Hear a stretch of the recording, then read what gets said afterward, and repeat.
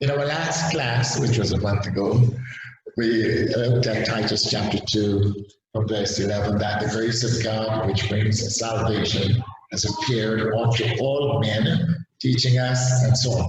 And we reflected on practically two of the three things that the grace of God, benefits that the grace of God has brought to all of humanity, all people groups every year. Because we saw that the grace of God was necessary for saving, for our salvation. And then I gave greater attention to the fact that the grace of God teaches us to lead, teaches us to live, and teaches us to look. But today I want to focus especially on that next aspect of what the grace of God does for us all. But let's go. The grace of God which brings salvation has appeared to all men. And this appearing of the grace of God, we saw, and this term appears, we met it back in Malachi chapter 4 and verse 2. And there, that's Malachi, that's the end of the Old Testament. Chapter 4 and verse 2 says, but to those, let's go ahead. Let's do this one again. But to you who fear my name, the Son of Righteousness shall arise with healing in his wings. And you shall go out and grow fat like stall-fed calves. So the grace of God is for healing. And to hear all these great testimonies of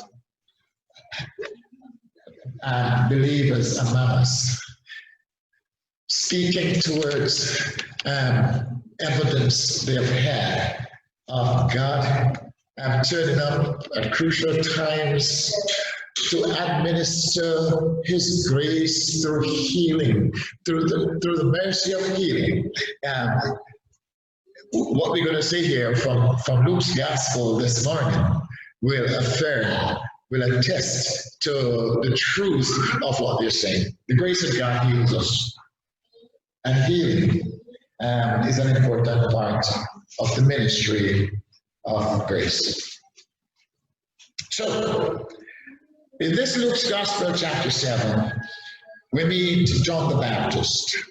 John the Baptist was eloquent in his praise of Jesus Christ.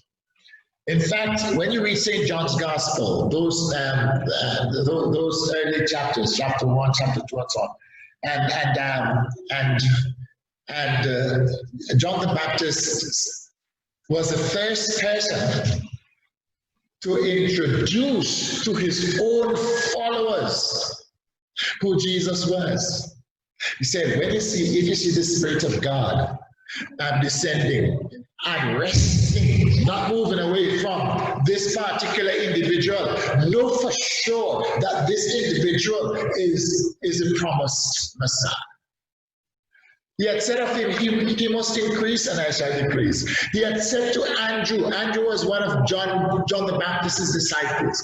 He said to Andrew and to some others, you can go and follow Jesus. And essentially, Andrew actually took the challenge, went and called his own brother, Peter, and they became disciples of Jesus Christ. But I wanted to see what is happening here in this Luke chapter 7.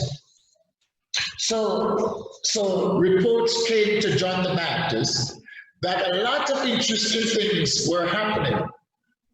And John the Baptist at this point in time must have been languishing in prison, having been arrested, because he confronted Herod about his adultery and other things, and threw him in prison. Anyway, so he sent two of his disciples to Jesus, and listen to this. The disciples of John reported what Jesus was doing to John.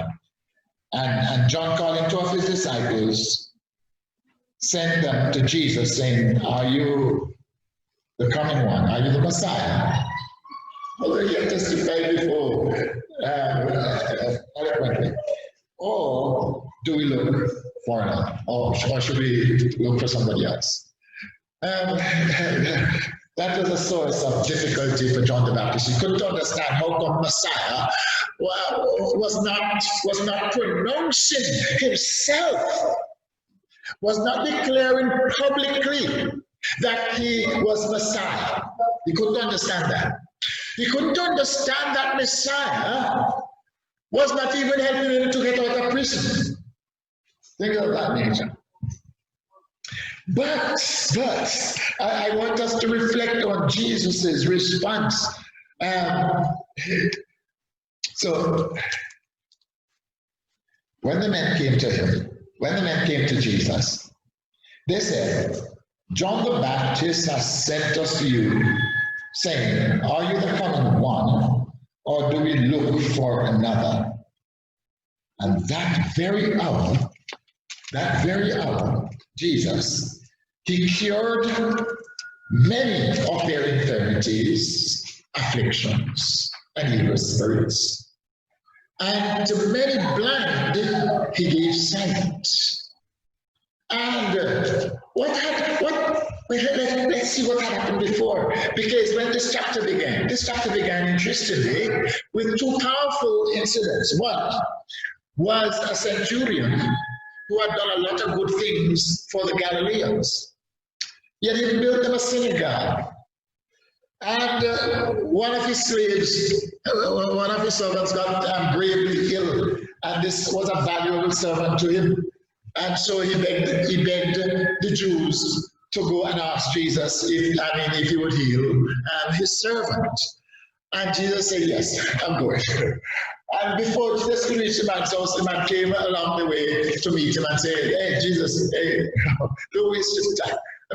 Don't come. You don't have to come."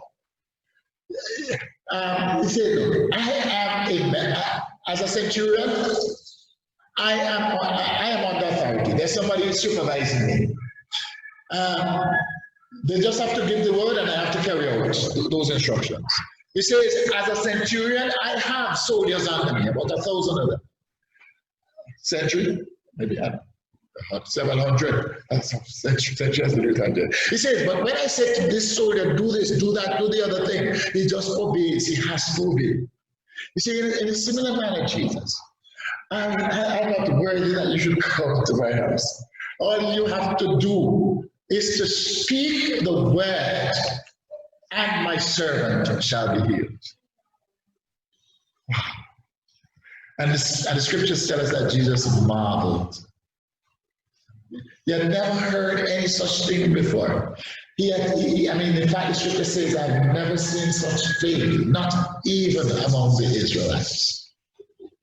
That man understood who Jesus was. Okay, John the Baptist now had doubts, but here is a Gentile, a Roman centurion, making this type of statement. And why was he making it? He needed healing for his servant, his valued slave. What happened? Jesus turned back. The man turned the other way as well and went home. And the scriptures teach us that by the time he got there, people came out of their day. The servant is totally and absolutely healed and made well.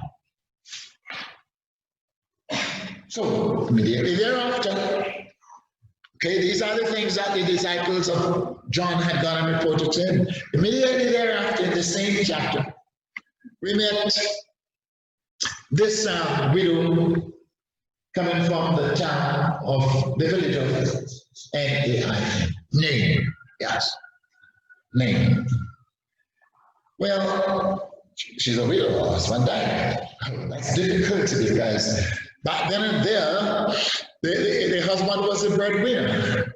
And without a husband, things were going to be notoriously difficult. That's why they used to allow widows to go and glean in the fields.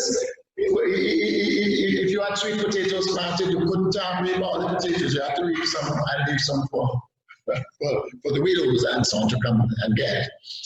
But maybe her son was grown enough, and he was providing that type of assistance to his mother, but he died. Oh, and Jesus met them coming out from the village to go to the cemetery, and the woman was really crying, her heart broken, and Jesus, full of compassion, told them to put the coffin down, told the woman not to cry, and touched the dead person. Something that was ceremonially unclean. He shouldn't have done that, but he couldn't care less. The young man sat up in the coffin, and Jesus presented him back to his mother. And Jesus said to John's disciples, go and tell John all that you have seen. John's question was, John doubted, he wanted to know whether Jesus was indeed Messiah, or if Jesus would not claim to be Messiah, and if Jesus wouldn't allow even his own disciples to claim that he, Jesus, is Messiah, then they would simply walk away and find somebody else to be Messiah. That's how bad it was. And Jesus had to point to John what was really happening. So what did Jesus point out? Jesus says to those two disciples,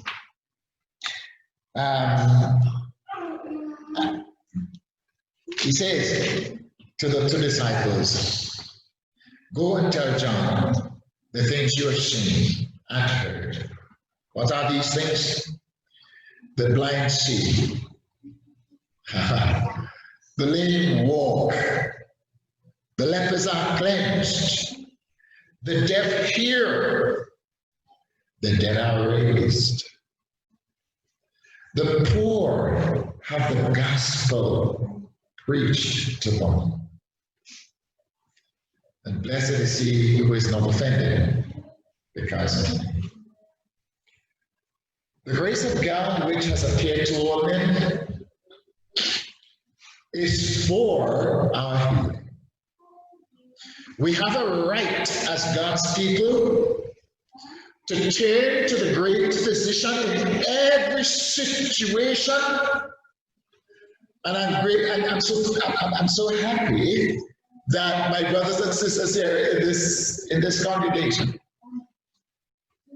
are taking God seriously. Taking God seriously. I looked specifically at two persons.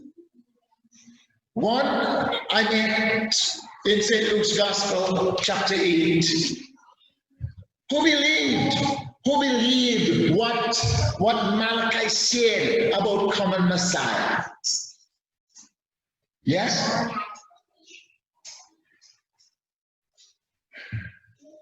Listen, in this Luke chapter 8,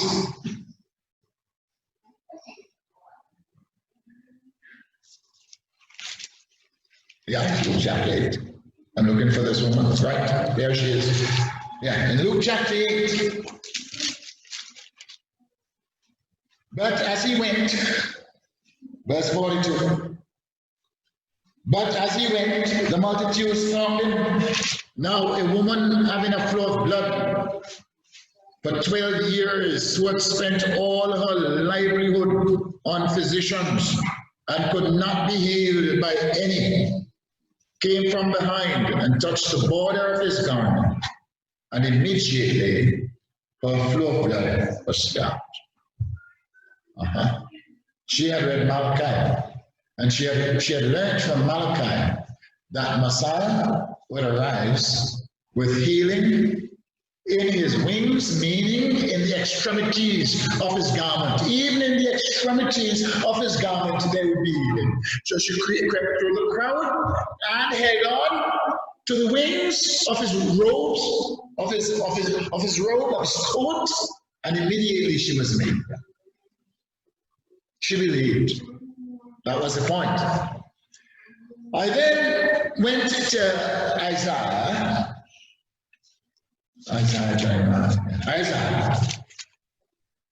chapter 6. I went to Isaiah chapter 6. And I saw somebody who had experience again with these extremities of the garments of Almighty God. Okay, here's what it says. In the year that King Uzziah died, I saw the Lord sitting on a throne and lifted up, and the train, the train of his robe, the extremities of his garments, filled the whole temple. Wow. Above it stood the seraphim. Above it stood seraphim. Each one had 6 wings, with 2 wings, and so on. And they cried, Holy, holy, holy. And the posts of the door, verse 4, and the posts of the door were shaken by the voice of him who cried out. And the house was filled with smoke. So I said, woe is me, for I am undone. Because I am a man of unclean lips, and I dwell in the midst of a people of unclean lips. For my eyes have seen the King, the Lord of hosts.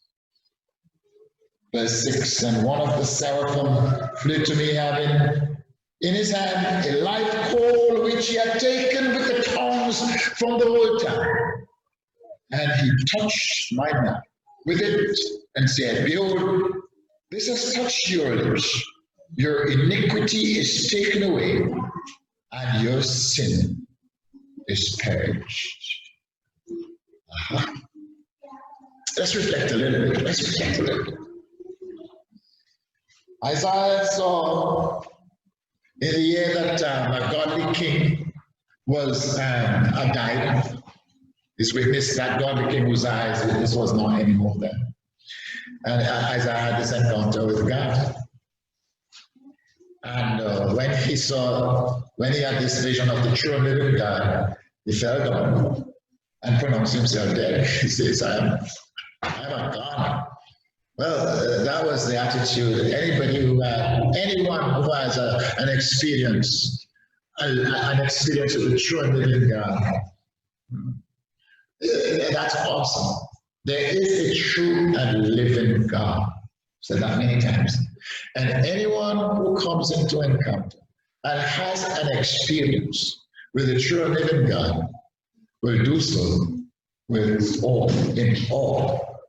And the general pattern I saw is that people are falling prostrate, falling down, and either worshiping or thinking that they're going to be killed. I mean, you can't see God and live. That's a term that they say, but people have had experiences. But the point is made here that God did something on Isaiah's behalf. God did something. He sent a seraphim to take a live coal and to place it on his lips, so that he was healed in that moment. And he got up and asked the right question, or answered the question. The question was, who will go for me? Who will speak on my behalf? And then he could make the answer. Here am I.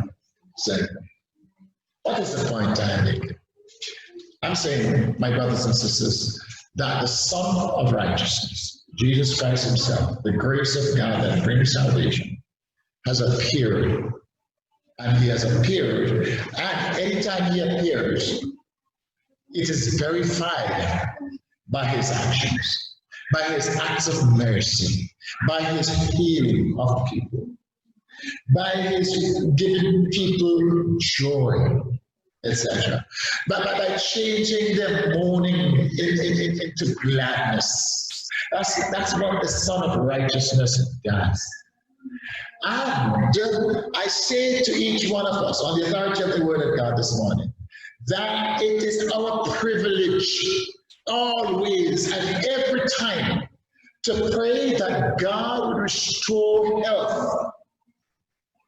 Let me tell you, He must be your first recourse. You must use the medical facilities and the competencies of our doctors and nurses, our physicians, our health providers. We must use them. In fact, you know, this is the scripture. Sometimes Jesus, if you can tell them, then go to the priest for the physicians by then and there. Go to the priest, so the priest can tell the world, yes, can verify that you are made well. We follow the signs, but we trust our God. We trust our God. I mean, anything that goes wrong in my house, among my family, my first port is God. Get in here. Please help me. And God, this person is experiencing this. Restore, help, heal. It ought to be our first, our second, our third port of call. We follow the signs, but we trust our God. Let's go again. The grace of God has appeared. And in this appearance, He's healing people. Not to mention, let me tell you something again. Malachi wrote this verse 400 years before Jesus Christ made his appearance on planet Earth. 400 years. And he was the last of the prophets. And to emphasize the fact that God is always and has always been interested in the health of his people. Scriptures teach us that he sent an angel occasionally there at the temple in Jerusalem to trouble the water so that whoever first stepped in, and he was doing that for 400 years until the Son of Righteousness, Jesus Christ himself, turned up at that beautiful gate, knowing that that man was there for 30-something years, because he must have seen him before. When at age 12 he had visited Jerusalem, he must have gone there and seen that man sitting there. And we are told that when he knew that that man was there for so long, he asked, "Do you want to be made well?" And he's asking us that question personally today. He's asking us that question, and I don't know what your answer is. I don't know if this man wanted to be made well anymore, because he had been better or something else.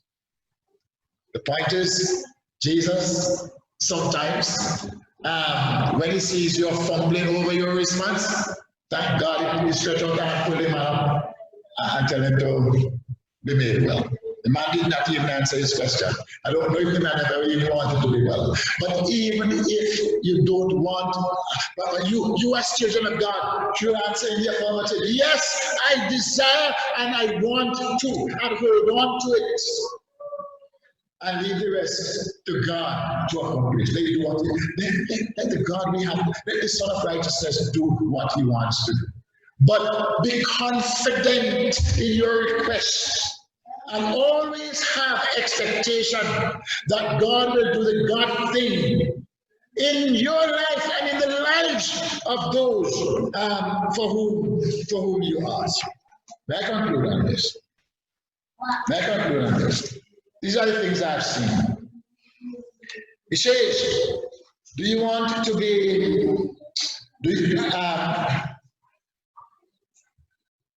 Do you want to be, do you want to receive God's healing? Or do you want to pray for God's healing of people around you? He says, here are some things to look at. He says, you must fear. You must reverence, you must fear and worship the name, the character of God himself. And that's what we read here in Malachi chapter 4 and verse 2. But to those who reverence my name. Yeah? First thing.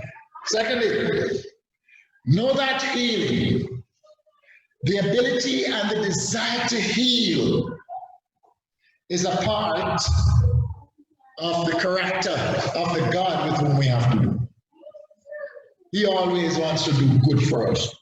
Believe that. And when you ask with that in mind. I saw Isaiah. What did he do? He confessed his sins, his uncleanness. Yes, he confessed that he was hopeless. What happened as a result? God touched his lips. God healed him. And I say, finally, let us go to God with a singularity of purpose. Only God can heal. Only God can save.